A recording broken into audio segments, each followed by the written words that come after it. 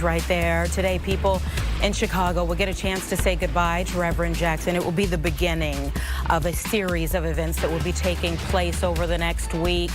People are already lining up to pay their respects to the civil rights icon. Why don't we toss things right over to Saquon, who is reporting for us live outside Rainbow Push HQ. Good morning, Say.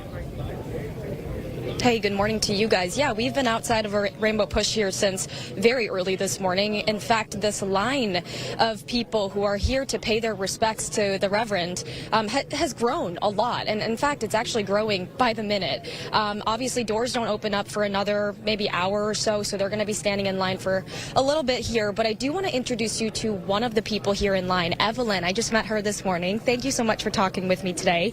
Let's talk about the importance of why you're here. First, tell me where you're coming from and why you got in line so early today.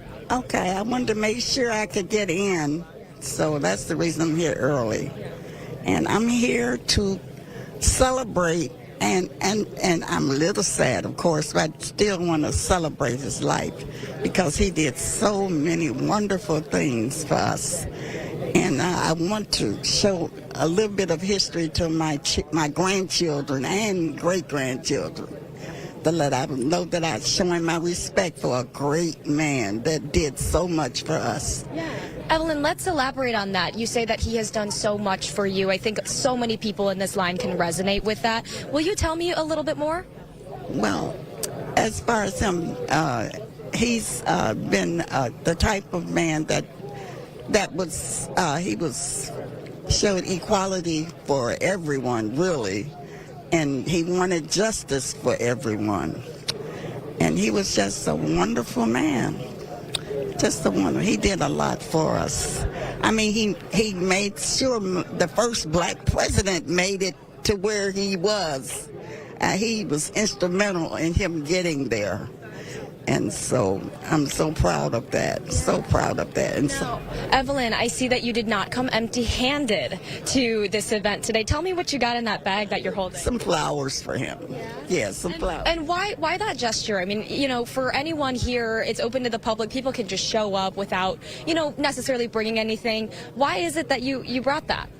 Oh, it just means so much to be here and so I just wanted to leave a little token of my respect for him. Yes. Okay, Evelyn, thank you so much for your time. Really appreciate you.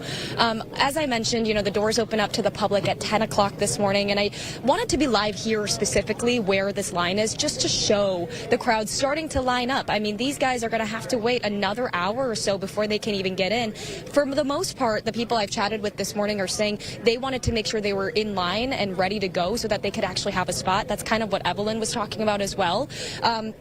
But of course, this morning we've seen a lot of changes throughout the morning. We saw that procession move all the way through Cottage Grove Avenue and land here, obviously, at Rainbow Push. We saw family members arriving. They were all hugging each other, talking amongst themselves. And then they also had a private moment inside Rainbow Push before doors opened up to media members at 9 o'clock this morning. So we also saw, I mean, just to reference here, we saw former Congressman Bobby Rush walk in this morning, just to give you an idea of, you know, some of the people who are expected to be out here today alongside, you know, the general public. And safety, security, once again, remains top of mind for a lot of these folks out here. Every single person in this line here today will have to pass through some security checks for sure. There are metal detectors, there are security guards everywhere. So everyone will have to pass that safety check before they are able to get inside Rainbow Push.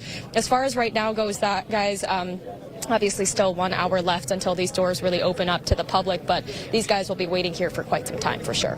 Back to you. Say, you know, it really is a multi-generational experience here. So I really love that Miss Evelyn wanted to make sure that the younger generations of her family were there. Are you seeing lots of little ones who are also waiting alongside some of the elders to get in? You know what? Not necessarily, but I have to say, Anita, too, you know, it's hard to tell because this is a pretty big crowd and it's kind of hard to make your way through. I see some younger people at the front of the line there, but for the most part, like you said, I think it spans multiple generations, and I think, you know, people of all ages are expected to attend. It wouldn't shock me to see more younger people coming on in here and joining the crowd here pretty soon. Yeah, I just think of, like, listening to Miss Evelyn, I'm like, she sounds like my grandmother, and how astonished she was at seeing, you mentioned, the first black president, Barack Obama. And these are people who watched Jesse Jackson run in '84, run in '88, but just missed the mark. And so they're thinking it can't be done. But it was literally because of those runs that it opened up the door. Yeah. So what a beautiful experience and a great assignment for you today. A great a great historical moment for you to be able to document. Thank you, Say. Thanks, guys. And we'll be checking you back in with Say a little bit later this morning. All right, the city of Chicago is going to pay $5.7 million after a jury found police wrongfully raided the home of the Tate family. This happened in 2018. Members of the Chicago Police Department SWAT team forced their way into the family's house, deploying flash grenades and pointing assault rifles even at children. Well, they had the wrong address. The children's mother suffered a panic attack. Their grandmother was forced outside in front of neighbors wearing only a T-shirt and underwear. 7 years ago this month, Anjanette Young's life was also changed when police broke into her apartment with a faulty warrant. She joined us earlier this morning to reflect on that incident through her new book, Past the Pain. Writing this book and over the last 7 years, being an advocate for myself and for others has absolutely been a part of my healing journey. There were moments where it was really hard to relive those moments, to get things accurate in the book. And then the editing process is also hard because you have to continue to go over certain moments and certain parts to get it just right. Obviously, this is a crazy circumstance, really, and this doesn't happen to everyone, but people do face traumatic moments in their life. For someone at home who's watching, maybe they know someone else, is this a good book for someone who might have faced something in their life and they're looking to move forward? Absolutely. So in this book, I talk about what it means to heal from trauma. So their trauma may not be the same as mine. It may not be police violence. It could be sexual assault. It could be domestic violence. It could be a number of things. And so in the book, I talk about tangible ways that you can actually practice mindfulness and seek a therapist and finding community, finding your spiritual walk or defining your spiritual walk as ways that you could heal from trauma. And you can watch that entire interview with her over on fox32chicago.com or on the Fox local app. That is another example of someone like Jesse Jackson who's taken pain in their life and bolstered it to help other people. She, Anjanette, will definitely help so many people with that book. Let's talk about some international relations here. The United States and Iran have resumed talks in Geneva today over Iran's nuclear program. So much trepidation about this entire situation. President Trump is demanding that Iran never build a nuclear weapon. While the U.S. has bolstered its military presence in the region, Iran says it has a right to peaceful nuclear tech. New sanctions on Iran's missile program and shadow fleet were announced ahead of the talks, even as leaders say they prefer diplomacy. The Trump administration cannot deport immigrants to countries they are not from, as the ruling from a federal judge. It was ruled unlawful and could put people in danger. The judge also ruled migrants have the right to a, quote, meaningful notice and a chance to object before being removed to a country other than their homeland. This morning, Democrats on the House Oversight Committee are launching an investigation into the Epstein files. That investigation follows reports that the Justice Department withheld some of the files related to allegations that President Trump sexually abused a minor. The New York Times reports that those files were related to claims made by a woman that she was sexually and physically assaulted by President Trump when she was 13 years old. That woman came forward in 2019 following Epstein's arrest. President Trump has denied any wrongdoing in connection with Epstein. Meanwhile, former Secretary of State Hillary Clinton will testify today about Epstein. The deposition will be in front of a House committee. Former President Bill Clinton is set to testify tomorrow. Both Clintons appear in the documents released by the Justice Department. The former president is in pictures and on the flight logs from 2002 and 2003. Meanwhile, Hillary Clinton's name appears mainly from news articles about her 2016 presidential campaign that were shared with Epstein. And former Harvard president and U.S. Treasury Secretary Larry Summers is stepping down from his position at the Ivy League school. Summers' name appears hundreds of times in the Epstein files, including emails between the two after Epstein's 2009 conviction. He has been on leave from Harvard since November and will leave officially at the end of this academic year. Time's now 9:10 on this Thursday morning. A lot of sunshine there at the Bean. And we got some very warm temperatures on the way, followed by a little of the cold stuff. Caitlin. That's right. We're ramping up for the end of the week, and then this weekend comes and the 30s return. So talking about our weather headlines, number one, sunny skies. You saw it from that live shot. It's beautiful outside. Today we are going to have mostly sunny conditions. Tomorrow, beautiful blue sky will be back. Tomorrow is going to be warmer than today. Today we're pushing into the low 40s. Tomorrow, upper 50s, low 60s are expected, but the temperature is dropping back down into the 30s this weekend with the chance for some snow around, both on Saturday afternoon and on Sunday afternoon. Temperatures, though, right now we're sitting in the 20s and 30s, 30 degrees on the dot at the lakefront and O'Hare. It's quiet outside, freezing in Gary, 25 at Woodstock and Waukegan, so we're seeing a slow climb. Today, though, as mentioned, highs pushing back into the 40s. I expect the low to mid 40s, 44 as our high at O'Hare, low 40s at the lakefront. Tonight, staying in the 30s, so it's going to be a quiet night tonight. Temperatures hovering right around 33 degrees. And then tomorrow is going to be our nice warm day. It's Friday. There's no rain in the forecast. It is going to be a little bit gusty tomorrow. We could see winds around 30 to 35 miles per hour at times, but upper 50s and low 60s, no complaints. 7-day forecast, temperatures are dropping on Saturday, a high of only 37 degrees with that chance for afternoon snow as mentioned. Sunday, 31, even Sunday night, we have the chance for some snowfall. Monday, starting off the week at 34 degrees, and then we're back to the 40s. Tuesday, 44, 47 expected on Wednesday, so the chance for some wet weather is returning by the middle of next week. But in the meantime, looking forward to this afternoon, it will be beautiful, and tomorrow it will be warm. It's just about 9:12. Stay with us.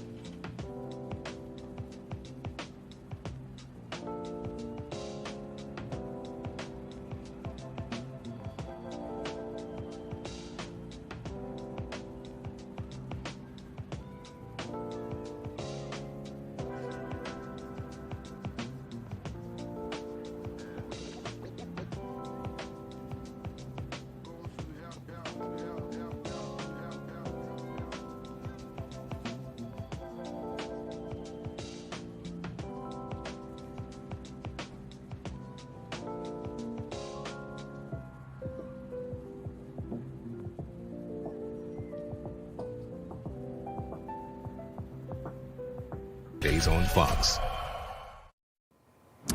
Lots happening today with the Bears' new stadium. Today, the House Revenue and Finance Committee will meet to go over what they're calling the mega project bill.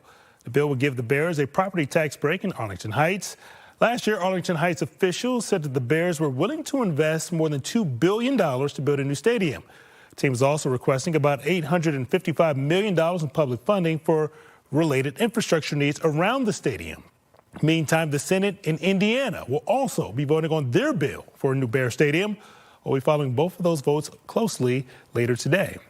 As lawmakers from both states are fighting over where the Bears will build the new stadium, coaches and front office staff, they're in Indianapolis at the Scouting Combine, where we find our very own Cassie Carlson with the latest. Good morning to you.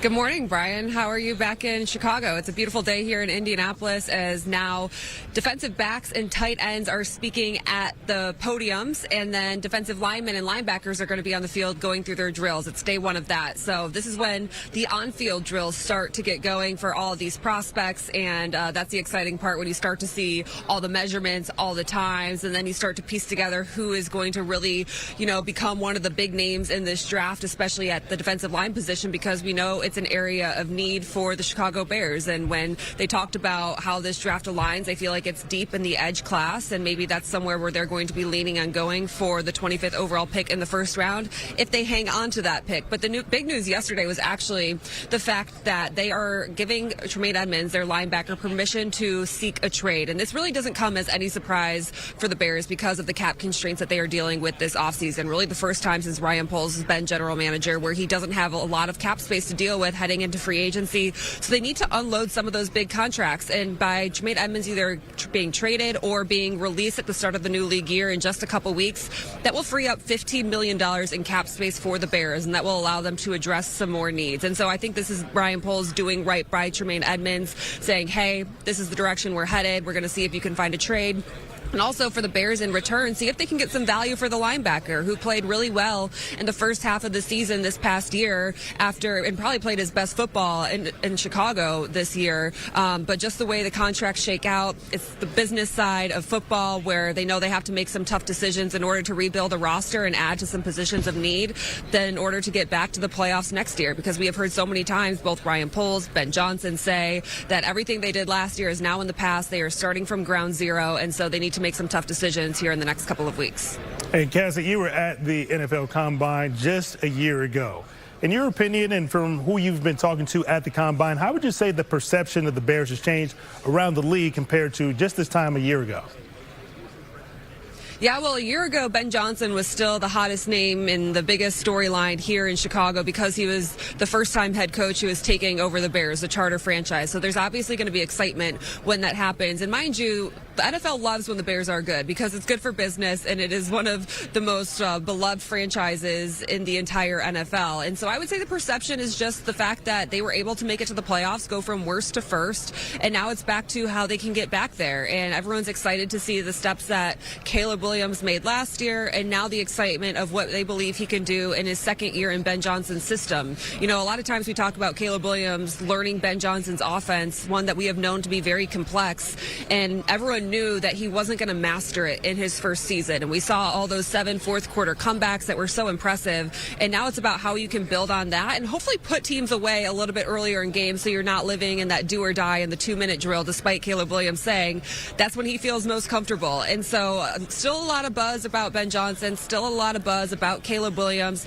There is some buzz about Max Crosby potentially being a trade option for the Bears. DJ Moore is surrounded in those trade talks a lot because he is going to be the highest paid Chicago Bear next year at the wide receiver position. He's going to be making $28.5 million, and that's another decision that Ryan Poles is going to have to make to see if they trade DJ Moore away. And when talking about DJ Moore, very complimentary of what he brings to the offense, to the wide receiver room. He said at one point, DJ Moore probably knows each position in the receiver room better than anybody on the team. But at the end of the day, similar to Tremaine Edmunds, it is a business. And so if they feel like they can get Max Crosby, someone who's a game wrecker on that defensive line, and maybe DJ Moore is part of that trade, they're going to shop that. And so Ryan Poles saying that he doesn't know how DJ Moore fits into the roster next year, and they're also going to listen to calls as they do every season. So that's another buzz going around. And I think you also look at what DJ Moore provides to this offense. Everyone knows he's tough. Everyone knows the clutch catches that he made, especially late in the season. But you also have to look at who you have in that receiver room as well now with Luther Burden, who is a younger player on a cheaper deal and has a similar play style to DJ Moore. So that's all stuff that the Bears are going to continue to figure out as they approach free agency. And Max Crosby is a big buzz name around here, not just for the Bears, but for a lot of teams. Rams, Seahawks, Patriots. Everyone knows that he could be a game wrecker on that defensive line. And then there's also the Raiders who say, we think that he might be staying in Vegas next year in Clint Kubiak's first year. All those conversations happening in Indy. Thanks so much for your time this morning, Cassie. Thanks, Brian. All right, time is now 9:20 here on Good Day Chicago. We'll be right back.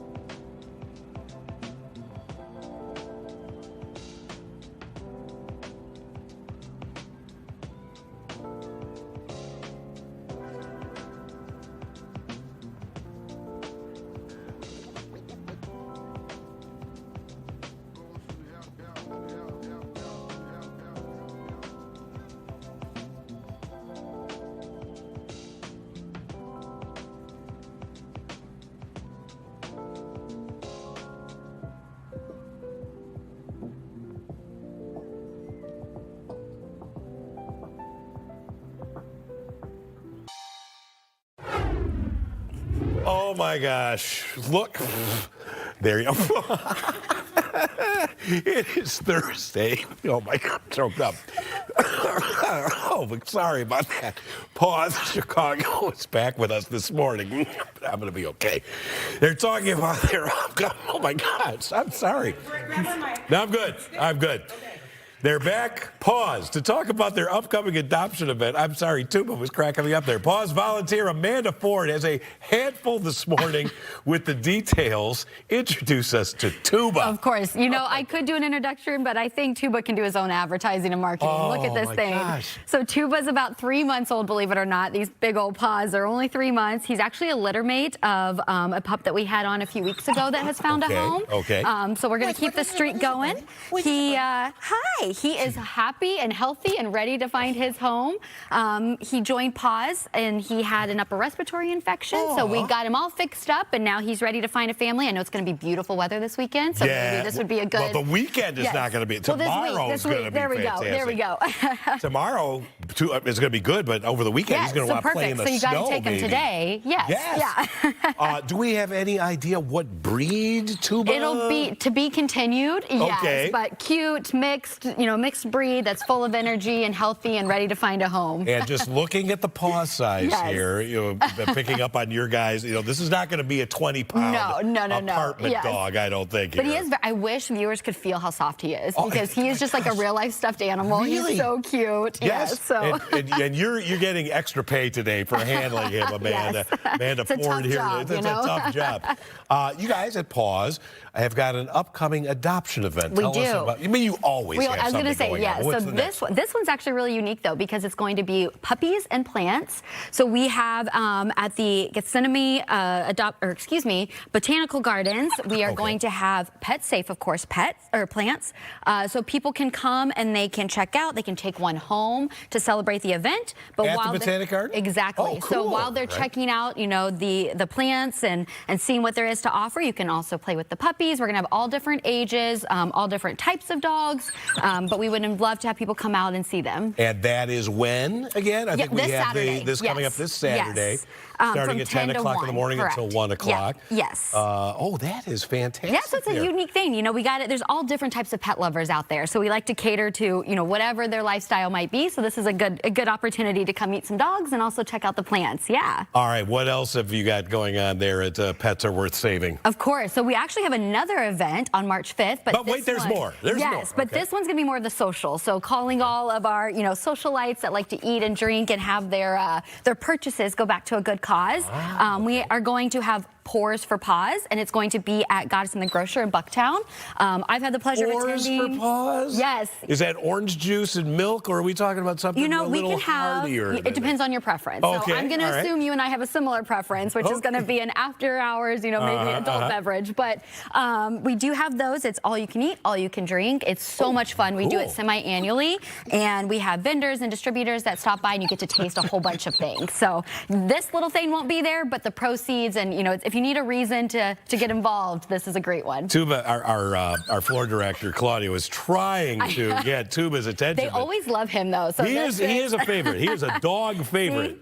All right, somebody may not be able to adopt a wonderful dog like Tuba or any of the other ones that are coming up here at your events. How else can folks help? There's so many ways. So, of course, financial is always super important. We are not government funded, so all of our proceeds and because of volunteers like myself and all of the many volunteers we have, we're able to take all of those donations and actually give them right back to, causes like getting him a spay or neuter. Or in this case, his respiratory infection. Exactly. It helps our foster homes because, of course, our foster homes, we couldn't do it without them. So you can foster as well if you want to maybe trial having a dog or just have one temporarily. You can do it Paige with cats. was here last week and we talked about fostering, which is so important. So Paige and I we're our resident kitty fosters. We love to do that. Oh, okay. The dog I have was a foster fail, so you can do that. And then you can also volunteer. We have so many different things. If you want to interact with the public, we have volunteer opportunities to do that. You can also just stop by the Lincoln Park Adoption Center. Unfortunately, this guy cannot bathe or feed himself, so you can help out with things like that. There really is something for everybody. Tuba, did you hear that? She just insulted you. No, she says that you can't bathe yourself. No, what I said is our amazing volunteers made sure that he was camera presentable today. That's what it is. That's what it is. You got to look your best. And then, Amanda, do you offer training for the volunteers on how to handle a feisty 30-pound puppy there? So funny enough, we have different levels of volunteers. Okay. So you start at level 1, and then that way it's also not just because if they're highly energetic, it can also be medical cases or personality. So we have different levels, and that's another way to get involved. Wonderful. Yeah. Amanda Ford, thanks for coming there. Check out that Garden Center event coming up here this weekend. We'll be right back with more.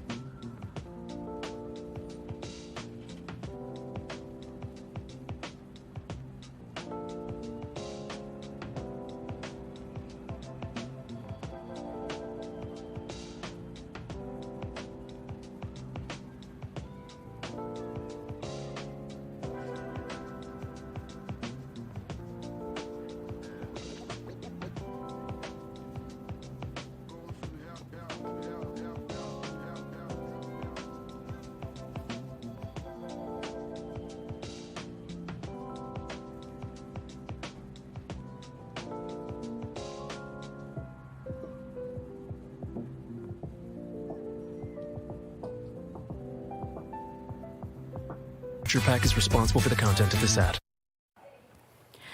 9:31 right now as we prepare for the long goodbye. Let's say that, the long goodbye to Reverend Jesse Louis Jackson Sr. Let's check back in with Saquon, who is live outside of Rainbow Push this morning. Good morning, Say. Hey, good morning to you guys. Yeah, we are kind of in the thick of it all, standing in this line here. We know the general public has lined up as early as about 8 o'clock this morning, getting ready to pay their respects and start saying their final goodbyes to Reverend Jesse Jackson. I do want to show you some of these young folks who are in line, because I know we talked about that the last time we checked in about 30 minutes ago or so. These students are actually all from Epic Academy, and their principal actually was the person who sent them here. They thought this was a very important event, a very important time to pay their respects, of course, to Reverend Jackson. And I actually met the principal this morning, and I want to introduce you to her right now. Dr. Matthews is joining us this morning. Okay, so we talked about the fact that you brought your students out here. Will you just tell me why that was so important and why you decided to take action on that? Yeah, so we want to make sure that as Chicagoans, we participate in our city's civic duty. And one of the things that I want to make sure my young people understand is that they don't need to be invited to a space such as this. This is their space. And to honor such an icon such as Reverend Jackson, it is a moment that they need to be participating in. We do a great job at school within our classrooms, but coming outside for field experiences is exactly what we needed at this moment. So we want to honor him, his family, as well as his legacy. So that's why we're here. Absolutely. Dr. Matthews, catch me up to speed. What is maybe the curriculum when it comes to these students? Obviously, we're talking about freshmen, the seniors, it sounds like. What is being taught in these classrooms when it comes to the Reverend, but also the many things that he has done for so many people? I do believe that we do a good job with civic engagement in general, right? We understand that we have historical icons that we study in their plights against civil rights, their plights against working people, and we are a working class family, South Chicago representing.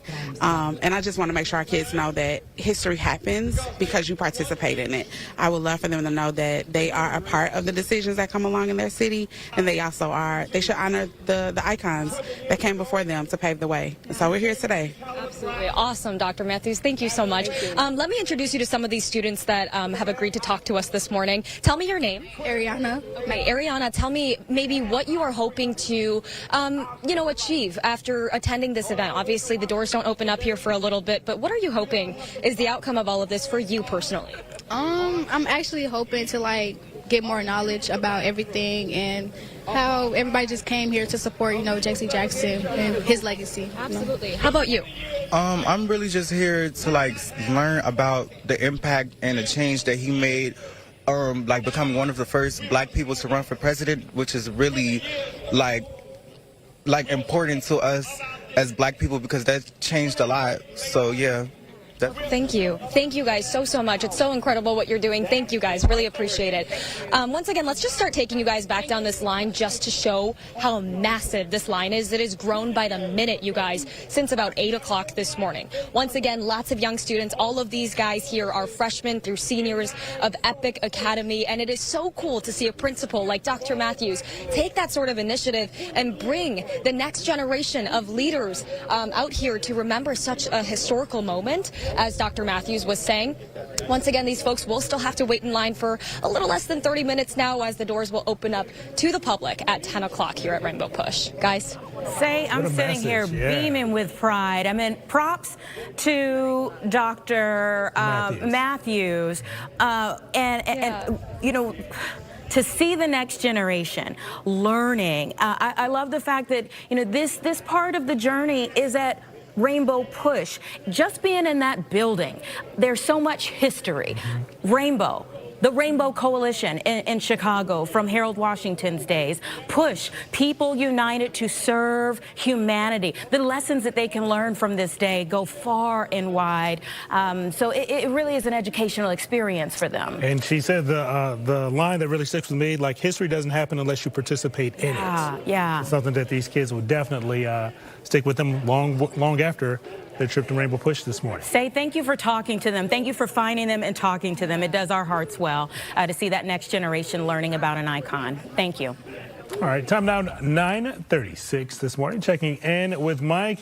As you can see from that last live shot, it's still kind of cold out there this morning. Oh, it is, but it's going to warm up a little bit today, and then it is going to warm up a whole lot tomorrow when I think we're going to be in the mid-60s here. Blue skies, but you know what I'm going to talk about? Prospects for 2 separate snowfalls this weekend. First of all, tomorrow, spring-like warmth with temperatures in the 60s.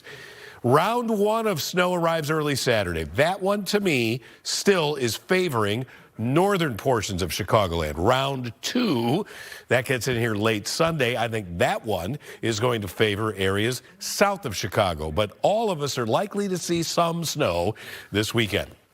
A little bit of high cloud cover at O'Hare, where it's already 30 degrees. We have a little bit of a southeast wind now. Wind chill's 24 degrees. You want the winter coat out there, especially if you're spending any time outside. 32 at the lakefront in Gary, 33 at Joliet, only 27 at Woodstock, 31 at Waukegan and LaSalle, Peru.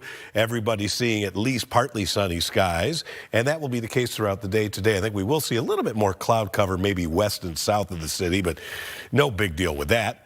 Tonight, skies are going to clear, and then tomorrow, all sunshine, and that is going to allow temperatures to soar, a rapid warm-up of, I think, at least 30 degrees. The downside tomorrow will be strong winds out of the southwest, but that's okay. That will be driving in that milder air.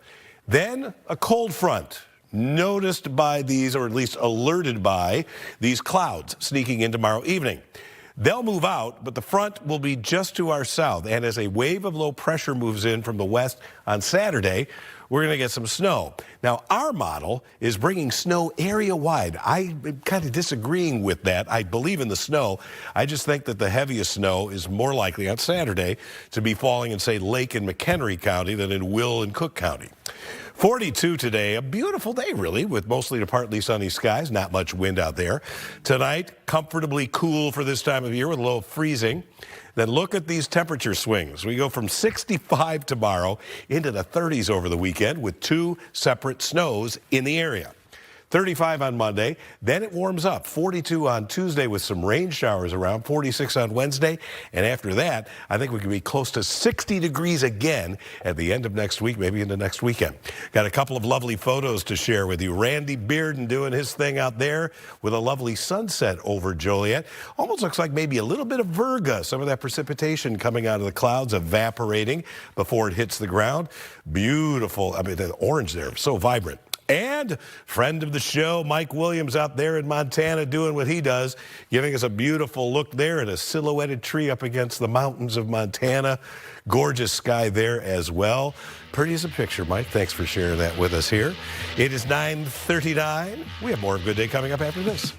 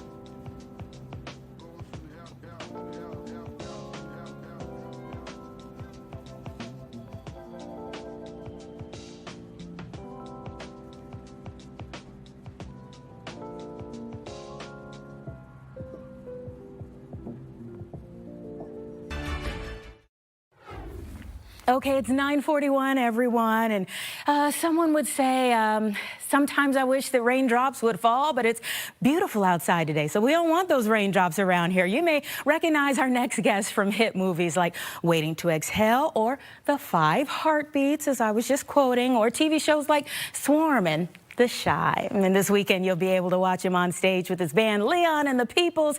Actor and singer Leon is back with us this morning. Great to have you back. Great to be here in The Shy, of course. Of course. And you're going to be at City Winery, a place you know well, and you know that stage and how to bring the people. Yes, I'm happy. This Chicago shows me a lot of love, and so I love to show that love back. Yeah, and you're coming on a special weekend for many different reasons. Obviously, many of us are remembering the life and the legacy of Reverend Jackson. What does that mean to you to come back during this moment for Chicago? It's great. You know, I knew the Reverend, and my band actually performed for his Push Coalition, so you know, I have a connection to him that I'll never forget. I remember recently, last time I saw him, actually, he was giving me a big hug, and he was with Justin Bieber, and he was like, you know who he is? And Justin says, I know who Leon is. But yeah, no, Jesse is one of our great, iconic men, you know, and, you know, it's a time to celebrate him. He's done so much for us and, you know, for this country as a whole. And, you know, to be here on this weekend, you know, I feel very blessed. Yeah, and I love the through lines. You know, you can ask anybody in the city of Chicago, and they kind of have a story. You know, even if you don't know the story in advance, there are these stories of just, you know, professionalism and connection and history there. History like some of the movies that you have played in. Tell us what you're up to these days. Well, of course, my band is at City Winery this Sunday, 7 o'clock, so I'm really excited about that. But I have 4 movies. 4 starring roles coming out over next year, which I'm happy about. That's a lot of work. The next one that's going to drop is called Wild Cards, which we're going to actually have a premiere here in Chicago. I think it's in April, I believe. And yeah, it's a courtroom drama. And I play an attorney who has not lost a case in 20 years. Ooh. And so, yeah, it's exciting. Okay. Now, do you feel like you connect with the character? I try my best to connect with all my characters. You know, I try to become my character. Actually, you know, I think it's, I think being believable in the roles that I'm in is what makes a story move for people. You know, when I hear people like this, most people call me by my character names. They think I'm that character. And so that's the way I like to approach my work. I like to become that person. That way the storyline really, you know, resonates with people. Yeah, you're right. I'm sure everywhere you go, there's somebody who, and now at this point in time, you've done so many different things, people probably call you like 15 different names. It's all different depends on where I go, whatever, you know, they're yelling out stuff to me, you know. The crazy thing is when I'm on stage, whether I'm singing with my band or performing in a theatrical production, and someone's yelling out, you know, oh, just sing, David Ruffin. You know, or some other line, you know, something like that, crazy. And I'm just, you know, I try to stay in character. I'm just like, okay, you know, come on now. But they are seeing a very different side of you when they come to your performances. I want you to talk about that, what you give on the stage for your performances, and just give a little inspiration. We're talking about generations today, spanning generations. So talk a little bit about what the next generation should glean from it. Well, you know, when I'm on stage, that's me. You know, I'm not playing a character. These are the songs that I wrote, the songs that I want to sing, the message that I want to give to people. So it's me. And it's beautiful because I get to not just sing, but I interact with the audience. And I'm very personable, and I love it. You know, people say, you know, it's not just a concert, it's a show. And I love that. Yeah. I hope that everyone comes out once again when? This Sunday, 7 p.m., City Winery, Leon and the Peoples.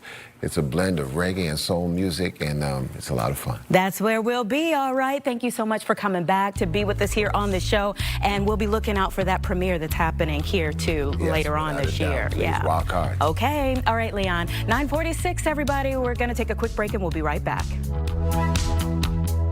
This is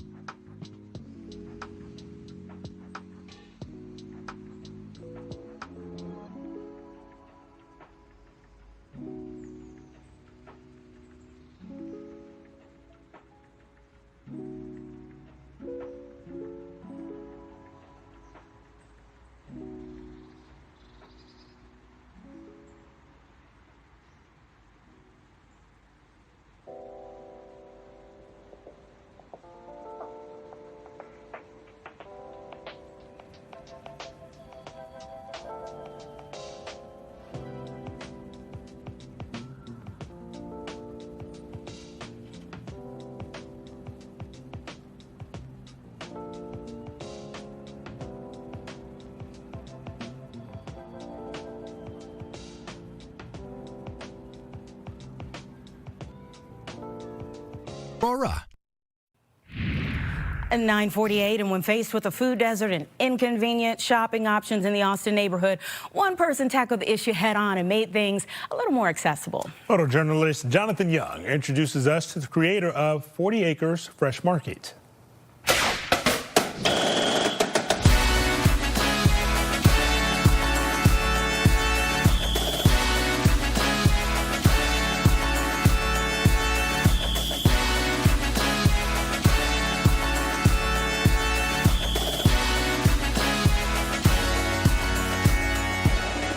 I would say that the idea for 40 Acres was a progression over time. I'm not from Chicago. I'm actually from upstate New York. I came here to go to graduate school. I graduated, was working in the city, and just happened to be running an errand that took me to the Austin neighborhood. And when in the Austin neighborhood, I needed cash, and I could not find a readily accessible source to take my money out of my bank account in a cheap way. So I don't like to pay exorbitant ATM fees like you see at a lot of corner stores or check cashing places. So I was looking either for my bank or a retail location where I could make a purchase and get cash back. And I couldn't find one along Chicago Avenue. Walking all the way from like Laramie up to Long, couldn't find one. Googled it, nothing within a mile, so very difficult to find. And I'm like, where am I? Like, what kind of place am I at where I'm on a major commercial corridor and I can't do basic transactions? Because I didn't even know what neighborhood I was in at the time. Eventually realized I was in the Austin neighborhood, and that experience stuck with me because it really highlighted the tale of two cities. I have lived in the South Loop, I'd lived in Lakeview, I had lived in Westtown, and in none of those neighborhoods did I ever struggle or wonder where I was going to go for basic goods and services. So I think first I became problem aware that day, and then over time that grew into an idea of what if somebody opened a fresh market in that neighborhood? And eventually somebody became, well, why can't I do it? And from there, the idea for 40 Acres Fresh Market was born. I started with pop-up markets, expanded into delivery service, and the goal was always to open a store, and that is a beautiful story about 40 Acres Market on the south side. Reverend Sharpton is now speaking as we eulogize Reverend Jesse Jackson. This country's had in the latter part of the 20th century and the beginning of the 21st century. I've known Reverend Jackson since I was 12 years old. My pastor brought me to Reverend William Jones, who brought me to Breadbasket in New York. I became Reverend Jackson's youth director when I was 13 for the New York chapter. We spent a lifetime together. I've seen him stand up against adversity. I've seen him break history. There would not have been a Democratic Party the way it is today had it not been for him changing the rules that opened the door to Barack Obama and Bill Clinton. His international diplomacy, what he's done for all of us, I want it to be clear. He raised a generation of us to deal with activism, and he never gave up. Even as he was sick with Parkinson's, he called me and mumbled and said he came with us with George Floyd. He came with other things. So we come, this is a personal trip for me, and we'll be back over the weekend, but it's personal. I spent his last Christmas at the house with him and Jesse Jr. and Christmas before last, and I just wanted to come. I could have waited for the funeral, but I wanted to come and see my mentor, make sure he has the right send-off. He mentored me and a whole generation. And we're gonna keep the fight going. Junior, you want to say something? Please. Let me. I'm Jesse Jackson Jr. Let me first begin by thanking my father's pastor, Reverend Sharp, and his closest and dearest friend, Reverend Al Sharpton, Dr. Lamel McMorris, and Cassius Randolph for being here with us today. Our family is overwhelmed and overjoyed by the amazing amount of support that is being offered by common, ordinary people whom our father's life has come into contact with. We see this as a unique opportunity to to lay down some of the political rhetoric and to lay down some of the division that deeply divides our country, and to reflect upon a man who brought people together. Who brought people together not only in the city of Chicago, but in our country and around our world. And so shortly we will be opening up the front doors of the Rainbow Push Coalition for people that are lining up by the hundreds just to say thank you. A man who didn't ask for much, a man who lived essentially a simple life, but opened up his heart, his caring, his concern for all of humanity. And I'm just so proud. We're all just so proud that our father has come this way, and that all of the people who are expressing themselves are showing their gratitude for the life that he lived. Thank you very much for coming. Pastor Sharp, did you want to say anything? I'm good. You good? Well, I'll just say it's been an honor to serve as Reverend Jesse Lewis Jackson Sr.'s pastor. He helped build the church that we now worship in. Very few men become symbols, and he represents symbols of hope, a symbol of resilience, and a symbol of compassion, and we owe him to carry that work forward. So God bless you all, and let's keep the Jackson family in our prayers. And once again, I want to thank in a very special way Reverend Al Sharpton, who has held so many pieces of this movement together across the country, for his leadership. We so desperately need it, and we're counting on it in this hour. Thank you, Reverend. Speak to what this day means for the family and just the emotional state that you all are feeling, particularly as you look out here and see the lines of people that are just starting to come out today and will be here all day and all day tomorrow. It's hard. It's a hard day. This is the first day that my mother has seen my father since we delivered him to Leak & Sons. But she has amazing strength, and it is her strength that propelled his ministry, that propels our faith. Her heart is wide open and welcoming of all people, because she really and genuinely believes that you're beginning to see the Jesse Jackson that she fell in love with more than 65 years ago. Thank you, and God bless you all. Thank you. So again, they're listening into Jesse Jackson Jr., the son of Reverend Jackson, also Reverend Al Sharpton, the mentee of Reverend Jackson, and also Reverend Sharp, who was a pastor here in Chicago to Reverend Jackson, also that next generation. And in fact, Reverend Sharp has agreed to sit with us here for Good Day Chicago tomorrow to, again, as we continue this tribute of a wonderful life.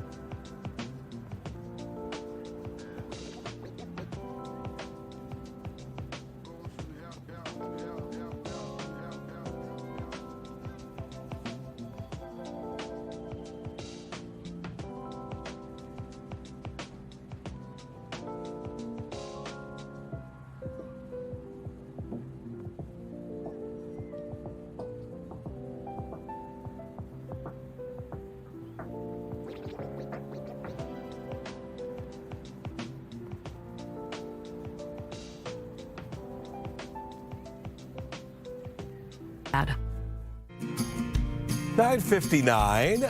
Sunshine mixing with a little bit of cloud cover. Today's temperatures will be in the 40s. Tomorrow into